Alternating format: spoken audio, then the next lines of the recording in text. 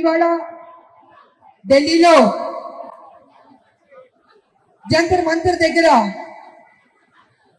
42% BC reservation కోసం పెద్ద ఎత్తున పోరాటం చేస్తున్నాం. అదే మన ఆరాటం.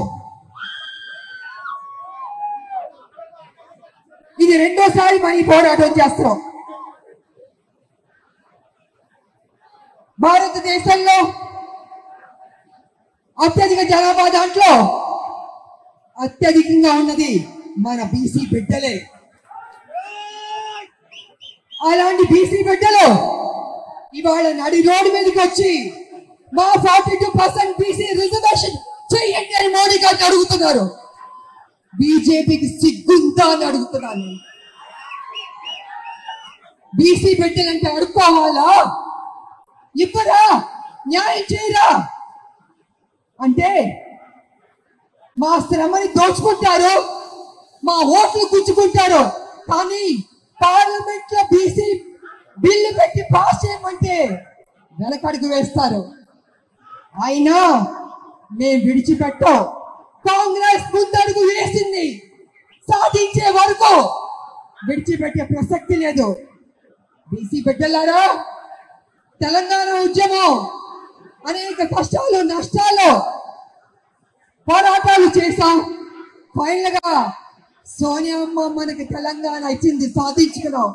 అదే విధంగా బీసీకి కూడా 42% రిజర్వేషన్ కూడా డెఫినెట్ గా సాధిస్తాం.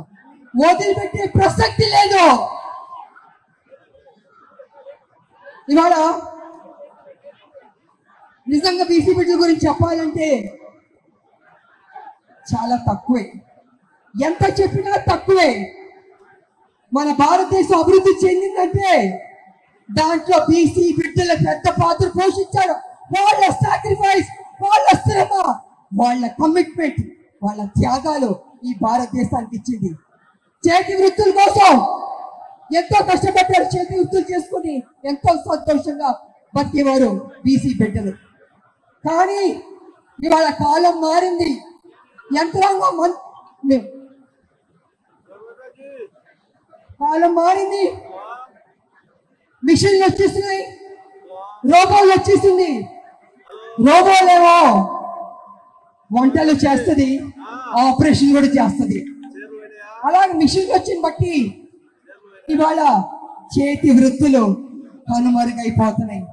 మరి చేతి వృత్తులు కనుమరుగైపోతే వాళ్ళు ఏ రకంగా బతుకుతారు, ఏ రకంగా ముందుకెళ్తారో, సమాజం ఏ రకంగా పైకి వస్తారు? కాబట్టి రాహుల్ గాంధీ గారు జోడో యాత్రలో అనేక రాష్ట్రాల్లో ప్రజల్ని చూశారు, కలిశారు, మాట్లాడారు, వాళ్ళ సమస్యలు తెలుసుకున్నారు. ఆ తర్వాత ఒక నిర్ణయానికి వచ్చారు. కోలాగాన చెయ్యాలి అనుకున్నారు. తెలంగాణలో ఉన్న మన కాంగ్రెస్ ప్రభుత్వానికి, మన ముఖ్యమంత్రి గారికి కోలాగాన చేయండి అన్నారు. అదేవిధంగా మన కాంగ్రెస్ ప్రభుత్వం సర్వే చేసింది, పద్ధతిగా కోలాగాన చేసి అపోజిషన్ లో అన్ని పార్టీల్ని సలహాలు తీసుకుంది, సూచనలు తీసుకుని ఆమోదం తెలిపింది. అన్ని చేశారు పక్కడబందీగా. ఆ తర్వాత గవర్నర్ పంపించారు, కేంద్రానికి పంపించారు. ఫైనల్ గా రాష్ట్రపతి గారి దగ్గరికి వెళ్ళాలి ఆమోద ముద్ర పొందాలి. ఈ రకంగా ఒక ప్రయత్నం. కానీ ఇవాళ బీజేపీ వెనక అడుగు వేస్తుంది, మెలికలు తిప్పుతుంది. నేను బీజేపీని, మోడీ గారిని ఒక విషయం అడగదలుచుకున్నాను. మోడీ గారు ఆ మధ్య జమినీ ఎన్నికలు చేద్దామని చెప్పారు. కానీ అపోజిషన్ వాళ్ళు జమినీ ఎన్నికలు చేయకూడదని భారతదేశంలో ఉన్న అపోజిషన్ లీడర్లు అందరూ పార్టీలు చెప్పారు. కానీ మోడీ గారు ఏమన్నారంటే, లేదు జమినీ ఎన్నికలు నిర్వహించి తీరుతాం అని ముందు పట్టుబట్టారు. మరి మోడీ గారు జమినీ ఎన్నికలకి మీరు చూపించే శ్రద్ధ కొంచెం 42% బీసీ రిజర్వేషన్ కూడా చూపిస్తే బీసీలకి న్యాయం చేసేవారు అవుతారు కదా అని నేను మోడీ గారిని అడుగుతున్నాను.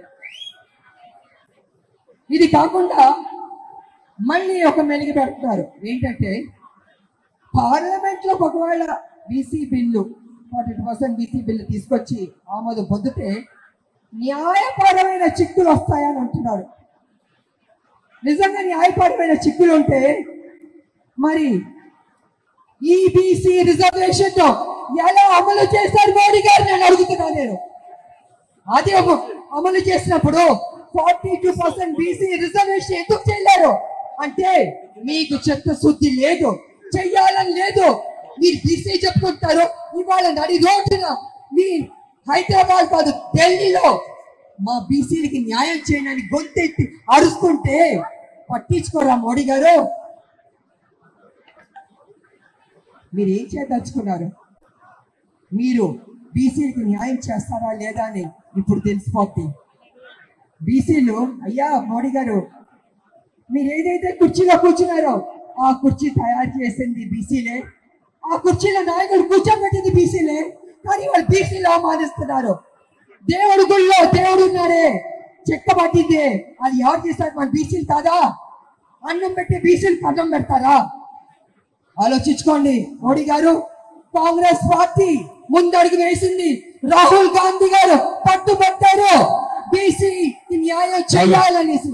ఆ బీసీ బిల్లు పాస్ అవ్వాల్సింది, లేకపోతే మోడీ గారు మా బీసీ బిడ్డల దృష్టిలో ఎప్పటికీ మీరు విలన్ గానే ఉండిపోతారు. ఎప్పటికీ మీకు మా బీసీ బిడ్డలు ఓటు వెయ్యరు. కాబట్టి మీరు నిర్ణయం తీసుకుంటారా, బీసీకి న్యాయం చేస్తారా అని మేమందరం ఎదురు చూస్తాం. కాబట్టి ప్రజలలో విడిచిపెట్టద్దు, ఈ అవకాశాన్ని మనం సాధిద్దాం.